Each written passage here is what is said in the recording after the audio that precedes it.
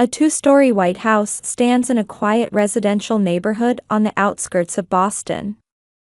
In the well-maintained garden, roses that Dorothy, my mother-in-law, had lovingly tended were blooming beautifully.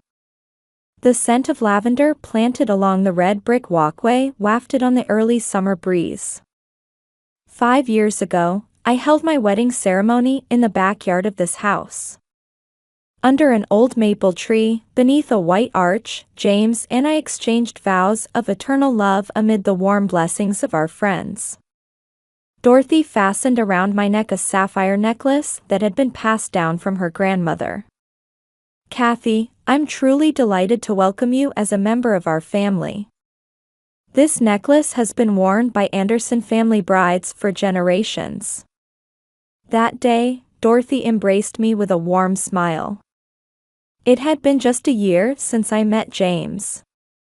For me, accompanying him on his overseas assignment, his kindness had been my emotional anchor. And I naturally opened my heart to Dorothy's loving nature, the woman who had raised him. Sunday afternoon tea time was our precious moment together. Dorothy, with the meticulousness of her former nursing profession, would brew tea and serve homemade scones. The sight of steam rising from the white porcelain teapot against the lace tablecloth was as beautiful as a painting. "I trained in England, you know. When I was young," Dorothy would say, her profile reflecting nostalgic memories. Under her guidance, I gradually learned to cook American home-style dishes. The Thanksgiving turkey and Christmas apple pie, all these recipes I learned from my mother-in-law are my treasures. "Your pot roast seasoning is perfect now. You'll make a wonderful mother someday." Just as I was basking in such praise, Dorothy's health took a sudden turn. It happened while she was tending to the garden. She suddenly complained of a headache and collapsed on the spot. Though her life was saved, she was left with paralysis on her right side and needed rehabilitation. In the white hospital room, my mother-in-law apologized in a small voice. "Kathy, I'm sorry for causing such trouble. Mom, please focus on your treatment. I'll be right here with you." At those words, Dorothy showed a weak but relieved expression. From then on, I visited the hospital between work hours, accompanying her to rehabilitation. The steady training in the rehab room, wheelchair walks, assistance with meals, though everything was a new experience, my desire for Dorothy's recovery kept me going. Meanwhile, James and his sister Maggie rarely showed up, citing work as their reason. Even when they did visit, they would only stay briefly in the hospital room before leaving. Still, I didn't mind. Rather, I was determined to do whatever I could. During this time, a large-scale project in Asia came up. A 2-year long-term assignment based in Singapore. It was a huge opportunity for my career. However, I was hesitant to make a decision, worried about Dorothy. "Leave Mother to me." James said this and arranged for Green Garden Care, a high-end nursing facility. The facility had a good reputation and offered 24-hour nursing care. I paid a year's worth of facility fees up front and made all possible preparations. On the day of my departure, Dorothy clasped my hand and said, "Have a good trip, Kathy. I'm supporting your dreams. I know you'll do wonderfully." At those words, I bowed deeply while holding back tears. I believed that when I returned, I would see my mother-in-law in better health. 42nd floor of a high-rise office building in Singapore. Beyond the window, the setting sun cast golden light across Marina Bay. Having finished a 12-hour meeting with the project team, I sank my tired body into my chair. On my desk, mountains of documents still awaited review. For nearly 2 years, my life had been consumed by work. Waking at 5 a.m., working until late at night. Traveling across Asian countries, Japan, Korea, China. Even amid such intense work, there were times when I thought of home. Kathy, another brilliant presentation today. Isn't your promotion to Asia Regional Head pretty much guaranteed now? My colleague Linda patted my shoulder as she spoke. Indeed, the project was going well. Our expansion in the Asian region was exceeding expectations, and headquarters evaluation was high. New contract values had achieved triple the target, and my career was on a steep upward trajectory. However, behind that success, I had lost something precious. By the time I left the office, night had already fallen. The cityscape visible from the taxi window glowed like a sleepless city with LED advertisements and high-rise building lights.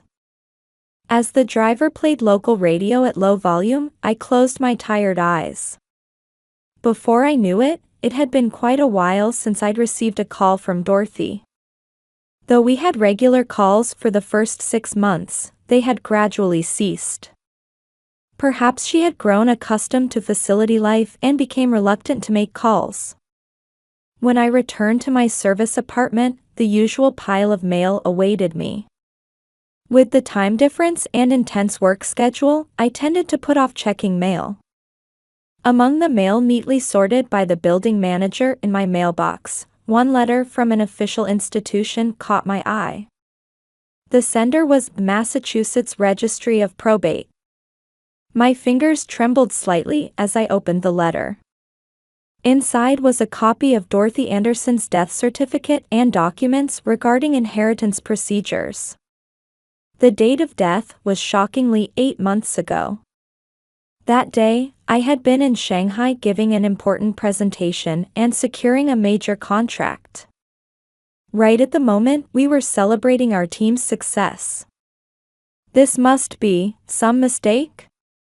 I muttered to myself, but the cold type on the official document presented the stark reality. Cause of death, heart failure. Was she alone at the end? Or was someone by her side? I look at the clock on the wall. Taking up my mobile phone, I call my husband James. It's 9 p.m. in Singapore, which means 9 a.m. in Boston. Usually the time he'd be heading to work. He should definitely answer. After 3 rings, James's voice came through the receiver. Not his usual gentle tone, but something carrying a strangely cold resonance. James, what is this about? Mother passed away? A moment of silence on the other end. Then came an unexpectedly cold voice. Yes, that's quite old news now. His tone was as if speaking of a stranger. My heart began to race. I felt cold sweat on my palms. Why didn't you tell me? You're not real family. My sister and I have already divided the inheritance. I caught my breath at those words. On the other end of the phone, James continued in a businesslike tone. Mother apparently waited for you until the end. But you wanted to succeed overseas, didn't you? Work was more important, wasn't it? Anger welled up at those words. At the same time, all the uncomfortable feelings I hadn't noticed before came flooding out. Dorothy's letters, which should have been coming regularly, had stopped for the past 6 months. Phone calls always met with the response, "Mother is resting." But even stronger than these concerns was the anxiety that gripped my chest. What had happened to Dorothy, who should have been at Green Garden Care? With trembling hands, I called the facility. However, the operator's response was far beyond my expectations. I'm sorry. Mrs. Anderson was transferred to another facility, Riverside Nursing Home, 8 months ago. Transferred? On whose authority? At the family's request, according to our records, with the signatures of Mr. James Anderson and Ms. Margaret Anderson. My heart was enveloped in pitch darkness. I stood up and walked to the kitchen, taking a bottle of mineral water from the refrigerator. Though my throat was parched, I couldn't even swallow water. In my mind, past events raced by like a fleeting dream. The happy smiles at the wedding. Sunday tea time. Rehabilitation at the hospital. And the farewell before my assignment. Everything felt like a distant dream. Opening the airline website on my smartphone, I made a firm decision while booking a return flight. This wasn't just about family betrayal. Something more serious was lurking behind these events. Taking a photograph from my desk drawer, Dorothy embracing me with a smile on my wedding day. I questioned those kind eyes. I will uncover what happened in your final days. While packing only the essentials in my suitcase, various questions swirled in my mind. Why did James and Maggie change facilities? What happened to the facility fees I had paid? And above all, what thoughts did Dorothy hold in her final moments? Kathy, what about the project? The next morning, Linda worriedly called out to me at the office.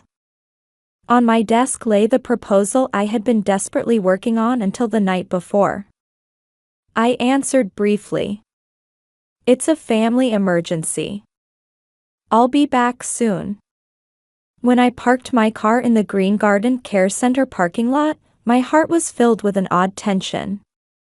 Seasonal flowers bloomed at the facility's main entrance. It was the same scene as when I had visited with Dorothy before. Could I speak with the facility director in charge of Mrs. Anderson? When I gave my name at reception, a middle-aged female staff member quietly nodded. Behind her words, "Please wait a moment," I sensed some heavy atmosphere. Facility Director Sarah Thompson was a seemingly mild-mannered woman. Shown to her office, I first inquired about the circumstances of the facility transfer. Yes, last year's change was very sudden. She furrowed her brow while pulling out old files. Mr. Anderson and Ms. Anderson suddenly came, saying they would move her to a facility closer to home. We objected, but given it was the family's wishes. Why did you object? Because Mrs. Dorothy's condition was stable. Her rehabilitation was progressing well, showing improvement. Especially in the garden therapy program, she showed remarkable progress. Sarah's words trailed off. She took a photograph from her desk drawer. It showed Dorothy smiling while tending to roses. The photo was taken just a week before the transfer. Mother's expression was indeed vibrant. After looking around, Sarah continued in a low voice. Actually, a few days before the transfer, Mrs. Dorothy came to consult with me. She said, "Something seems wrong with my son and daughter-in-law." My heart raced at those words. What do you mean? She asked me to check her bank book. It seems large sums were being regularly withdrawn from Mrs. Dorothy's account. She said they were withdrawals she couldn't remember making. According to records, over $10,000 was being withdrawn monthly from Dorothy's personal account. Moreover, most were cash withdrawals. The facility fees I had paid should have been in a separate dedicated account. Do you have security camera records? Yes, we've kept them. They show ATM withdrawals. The monitor clearly showed Maggie's figure. She was repeatedly making withdrawals using Mother's bankbook and cash card. After the transfer, I tried to visit Mrs. Dorothy, but Sarah bit her lip regretfully. The new facility denied visits, citing family instructions as the reason. Next, I headed to Riverside Nursing Home. In stark contrast to Green Garden Care, it was a bleak building. The entrance plants were withering, and paint was peeling from the walls in places. I'm sorry. According to our records, Mrs. Anderson passed away 8 months ago. The receptionist answered curtly. However, I didn't give up. Could I speak with the nurse who was in charge at the time? After a short wait, a young nurse named Maria Garcia appeared. Though initially cautious, she gradually opened up to my sincere attitude. Mrs. Dorothy seemed very lonely. In the break room, Maria began speaking quietly. She waited for her daughter every day. She would say, "Kathy is doing important work in Asia. She'll surely come back." Those words constricted my chest. But her condition rapidly deteriorated. At our facility, which can only provide basic care, we couldn't adequately respond. According to Maria's testimony, Dorothy gradually became unable to eat and became bedridden. Even so, neither James nor Maggie visited frequently. On her final day, Maria's words caught in her throat. Mrs. Dorothy had hidden a letter under her pillow. But when Mr. Anderson came to clean out the room, he took away all her belongings. My next destination was the hospital where Mother had last been admitted. Though it would take time to get her medical records released, I could meet with her primary physician at the time. That transfer was clearly inappropriate. Dr. Richardson spoke in strong terms. I strongly objected. But the family cited financial reasons, saying Mrs. Anderson's savings had run out. Those words connected something in my mind. Maggie's unauthorized withdrawals, the facility transfer, and the plundering of the inheritance. Behind it all, there seemed to be calculated intent. The last place I visited was the law office of Mother's primary care attorney. Benjamin Cohen listened intently to my story. "This is clearly a violation of property rights," he declared while reviewing the evidence documents. "Misappropriation of facility fees, unauthorized bank withdrawals, and unjust facility transfer. These are all actions that carry legal responsibility." I spread all the gathered evidence on his desk.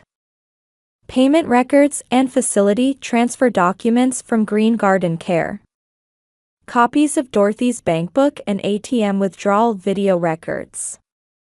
Nursing records showing poor treatment at the new facility. And medical records indicating rapid deterioration of her condition. With this much evidence, a civil suit is fully viable. Depending on circumstances, we could even consider criminal charges. Cohen continued his explanation while writing calculations on paper. The total facility fees you paid were about $150,000. Unauthorized withdrawals from Mrs. Anderson's account total about $120,000. And the inheritance property is about $80,000. Together, these amount to over $350,000. Outside the window, the evening sky was turning red. I steeled my resolve. This wasn't just about money. It was about judgment for unforgivable acts that trampled on the final dignity of someone precious. "I'm ready to confront them," I told Cohen. Dorothy's smiling face in the photo frame seemed to be supporting my determination. "Yes, all the evidence is in place. Their actions are now beyond excuse." I quietly nodded at Cohen's words. The roses had withered at the White House where we once spent happy days, and weeds had overtaken the untended garden. I sat on the living room sofa and spread the evidence documents on the table. The file received from Attorney Cohen had all evidence organized chronologically. Records of the facility fees I paid, captured images from ATM withdrawal videos, facility transfer documents, and nursing records detailing Mother's final days. Above the fireplace where wedding photos were displayed hung Dorothy's memorial portrait. I quietly spoke to that gentle smile. Today is the day to reveal the truth. The doorbell rang, and first to appear was my sister-in-law Maggie. Her usual haughty attitude was subdued, and she seemed somehow unsettled. "I never thought you'd really come back," she muttered softly. I only gave her a cold look in response. James arrived next, wearing his usual navy suit. Though anxiety showed in his expression, he even tried to maintain a composed appearance. "Your sudden return is surprising. Is the project all right?" His tone was as if nothing had happened. However, he couldn't hide the tremor in his voice. "Sit down," I commanded quietly but with authority. They silently took seats on the sofa. They anxiously eyed the mountain of documents spread on the table. "Would you explain about Mother's death?" James forced a smile. "As I already told you. While you were overseas." "Stop lying." At my words, both their expressions tensed. "These are the records from Green Garden Care." I showed the first document. Mother's condition was improving. Rehabilitation was progressing well. "So why did you move her to a cheaper facility?" As Maggie tried to speak, I cut her off. "And this." I spread out prints of the ATM withdrawal footage. "You were regularly withdrawing large sums from Mother's account, weren't you, Maggie?" "That was..." Her voice trembled. "It was an account entrusted to me. For Mother's care." "Really?" I showed the next piece of evidence. Nursing records from the substandard facility. "You moved her to a facility that couldn't even provide basic care, so where did the withdrawn money go?" The air in the room seemed to freeze instantly. As James tried to stand, I restrained him with a stern look. "I'm not finished." I took out the lawyer's report. The total care fees I paid amount to more than triple the inheritance. This constitutes fraud. At that moment, the color drained from both their faces. "Fraud." Maggie's voice cracked. "Wait, Kathy." James's voice no longer held any composure. "This is all a misunderstanding. For Mother's sake." "For Mother's sake?" My voice rose slightly. "Look at this record." I spread out the nursing diary from the last facility. She waited for her daughter Kathy's return every day. She would cry while looking at photos. "Is this what you did for Mother's sake?" Maggie broke down crying. "We had debts." Those words solved all the mysteries. Gambling? Or failed investments? James's expression told the whole story. "A real estate investment failed," he continued, hanging his head. "We borrowed against Mother's savings, but the market crashed." "So you changed Mother's facility and misappropriated the fees I paid?" The answer lay in their silence. Outside, darkness had completely fallen. Street lights cast faint shadows in the room. "I could report this to the police," I stated calmly. "Fraud, embezzlement, and possibly criminal negligence resulting in death. The lawyer says prison time is possible." "Please, no." Maggie's voice was like a scream. "There is a way to settle." I took out the final document. 3 conditions. First, full repayment of the misappropriated facility fees and unauthorized withdrawals. Second, return all of Mother's belongings. And third, I stood up and looked at the memorial portrait above the fireplace. Erect a new gravestone for Mother. One that bears the names of those who truly loved her. Heavy silence fell over the room. If we can pay in installments, it's possible. James answered in a trembling voice. We can discuss a monthly repayment plan with the lawyer. And this. Maggie held out a small envelope. Mother's last letter. I've been keeping it. The envelope bore my name in my mother-in-law's handwriting. However, I didn't try to open it. Come to the lawyer's office tomorrow. We'll work out the details there, I said quietly. After they left, deep silence filled the house. Dorothy's memorial portrait above the fireplace seemed to wear a different expression than before. Not one of sadness or anger, but rather a kind of peace. Outside, the full moon peeked through the clouds. I held Mother's letter to my chest and offered a quiet prayer. Sunlight streams into my new office in Cambridge, where the Charles River flows peacefully outside the window. On my desk sits a new business card reading, Kathy Anderson, Senior Care Consultant. A year has passed since then. My life has changed dramatically. After finalizing my divorce, I've begun walking a new path. Drawing on my experience as an international consultant, I've launched a consulting company for elderly care facilities. Ms. Anderson, preparations for the next meeting are complete. My secretary Jenny hands me the meeting materials. Today's client is a medical group planning to open a new care facility in the Boston suburbs. They've shown strong interest in my proposed facility management that values family bonds. Thank you. Oh, what about the volunteer work at 3 p.m.? Yes, I've confirmed the schedule for the garden therapy at Green Garden Care. I nodded with satisfaction. The monthly garden therapy sessions are precious time connecting me to memories of Mother. While tending roses with the facility residents, I sometimes share stories about her. You still haven't opened your mother's letter? To Jenny's question, I answered with a smile. No, not yet. But maybe soon. Mother-in-law's letter still sleeps in my study drawer. It's not that I lacked the courage to open it.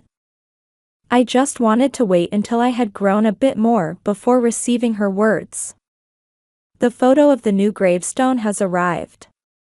Opening the email from the stonemason, I see a photo of a gravestone that is simple yet dignified. The text engraved in white marble glows with a soft light. Dorothy Anderson, 1956 to 2024. Beloved mother, nurse, and guardian angel. Forever in our hearts, your loving daughter, Kathy. Beside the gravestone are roses that Mother loved, a special variety cultivated by Green Garden Care's gardener. Opening my desk drawer, I see the settlement progress report. James's real estate license has been suspended, and he's in the process of seeking new employment. Maggie lost her financial advisor credentials and reportedly moved to Chicago. The monthly repayments have continued without delay so far. Ms. Anderson, your guests have arrived. On my way to the conference room, I noticed the award hanging on the wall, Best Senior Care Consultant of the Year. Though I started this new work because of Mother's death, that experience was definitely contributing to society. Everyone, thank you for waiting. Entering the conference room where the medical group executives waited, I take a deep breath and begin my presentation. Today, I'd like to talk about care that preserves family bonds. The slides show photos of garden therapy at Green Garden Care. Residents smiling while appreciating flowers. Families gently staying close by their sides. Facility care should never sever family bonds. Rather, it should be an opportunity to nurture bonds in new ways. After the presentation, I stopped by Mother's grave. I placed a bouquet that I'll use for weekend volunteer work before her grave. Mom, I'm doing my best. The wind gently rustles the flower petals. It feels as if Mother is stroking my head. That night, I picked up Mother's letter after a long while. The envelope still faintly carries the scent of her favorite perfume. Taking a deep breath, I gently break the seal. To my beloved daughter, Kathy. By the time you read this letter, I will no longer be in this world. But please don't be sad. My life was filled with love and happiness. As a nurse, I touched many people's lives, was blessed with a wonderful son, and gained you as my beloved daughter. Especially the days spent with you were treasures of my life. Please forgive James and Maggie. They too are lost sheep. The time will surely come when they realize their mistakes. I hope your kindness can be their guiding light. And may your new life be filled with light. I will always watch over you from heaven. With love. Mother. Tears roll down my cheeks. But they aren't tears of sadness. My heart fills with warmth from Mother's love and guidance. The next morning, I headed to the office earlier than usual. The calendar on my desk is filled with various appointments. New facility consulting, staff training, volunteer activities. And next month, I would begin teaching at a graduate school for care facility management. Mom, the path I've chosen wasn't wrong, was it? Outside the window, the morning sun reflects off the Charles River, casting a brilliant light. On my desk, a photo frame. My smiling face next to Mother on my wedding day. Next to it, a new photo has been added, a group picture taken with residents during volunteer activities at Green Garden Care. It was proof that the form of love I learned from Mother was surely being passed on to the next generation. In my heart, Mother's final words quietly echo. Living for those you love. Perhaps that's the best revenge. I nodded deeply and turned to the work of a new day. Outside the window, the spring breeze gently rustled the trees.